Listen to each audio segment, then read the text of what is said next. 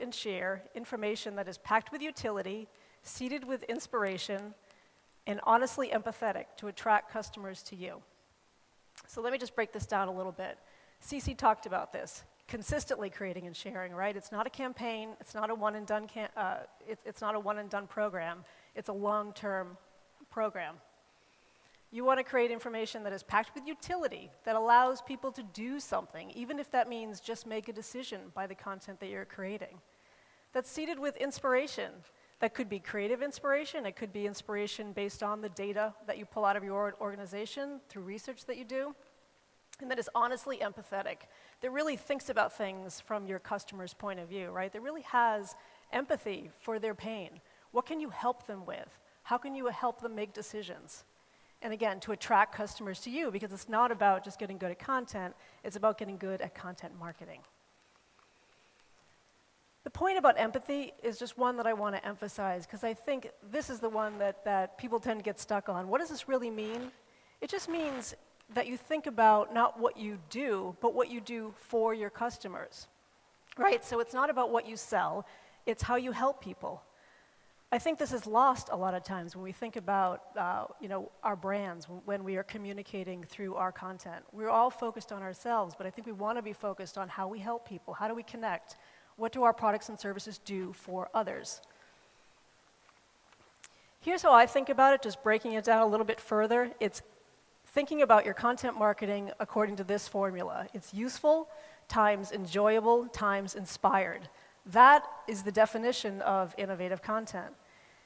And by the way, these are not multiplication signs, if you'll notice. They're what's the word? They're not addition signs, they're multiplication signs. That's the word. The reason is because if the value of any of these is 0, if it's not useful, if it's not enjoyable, if it's not inspired, then none of the content is going to be 0 as well, right? So you want to make sure that the value of each of those is something. Otherwise, it's just not innovative content. It's not content that's going to do much for your organization.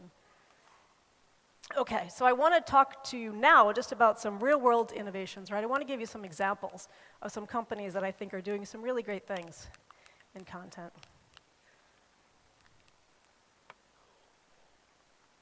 And by the way, you'll notice in the corner down here, if there is a tool that I think that they've used when they've created this content, I called it out specifically. So you'll see this little icon down in the corner. Just look for that to see what tool they used to create this with. Okay, so let's talk about some innovations right now. First thing to think about, what would your marketing look like if your customer signed your paycheck, right? How does that change what you're publishing? Does it change what you're doing when you think about things really with that customer empathy, right? When you really think about things from your customer's point of view. Lowe's is doing a great job with this, and these on the side here are a series of vines that they created. They're called Lowe's Fix and Sticks. Lowe's is a home improvement center in the US and in Canada. I actually think they have some in Mexico too. They created these to show people some sort of household hacks. You know, their whole story really is that they have very helpful in-store advice.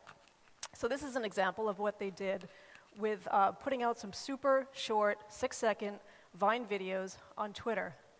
What I particularly love about these, by the way, is that Lowe's obviously was looking to reach their audience, right? They wanted to reach those 90,000 people that follow them on Twitter because, you know, Vine is owned by Twitter, so it's an automatic built-in amplification system.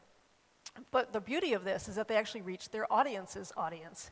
And if you'll notice, by the way, that these Vines are not specific to Lowe's products. Instead, actually, that they are thinking about things from their customer's point of view, right? It's a lot of empathy for the people that they are trying to talk to. It's very brand agnostic, right? It's not showing you a Lowe's screwdriver, it's just showing you a screwdriver. So the point is really thinking about things from how you can help first and sell second. Cece mentioned Tom Fishburne. I believe he's actually going to be here next month, I think, in this very venue. I love what he says here about the best marketing doesn't feel like marketing. It doesn't feel like marketing. The question is, are you marketing or are you adding value? Again, thinking about things from the point of view of the customer, helping them make decisions.